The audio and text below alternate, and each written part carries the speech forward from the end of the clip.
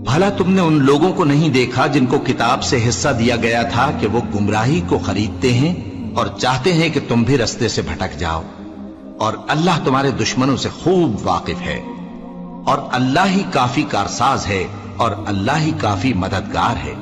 और ये जो यहूदी हैं, इनमें कुछ लोग ऐसे भी हैं कि किताबुल्लाह के कलेमात को उनके मकामात से हटा देती हैं और कहते हैं कि हमने सुन लिया और नहीं माना, और कहते हैं सुनो न सुनवाए जाओ, और जबान को मरोड़ कर और दीन में तान की राह से तुमसे गुफ्तगू के वक्त राइना कहती हैं। और अगर यूं कहते कि हमने सुन लिया और मान लिया और सिर्फ इस माओ और राइना की जगह उन्जुर ना कहते तो उनके हक में बेहतर होता और बात भी बहुत दुरुस्त होती।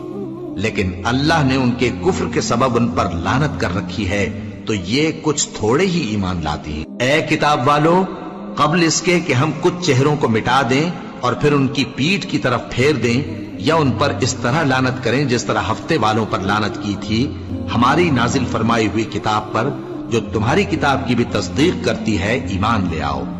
और अल्लाह ने जो हुक्म फरमाया सो समझ लो कि हो चुका। अल्लाह इस गुनाह को नहीं बख्शेगा कि किसी को उसका शरीक बनाया जाए, और इसके सिवा और गुनाह जिसको चाहे मुआफ कर दे, और जिसने अल्लाह का शरीक मुकर्रर किया उसने बड़ा बुहतान बांधा। क्या तुमने उन लोगों को नहीं देखा जो अपने आप को पाकीज़ा कहते हैं?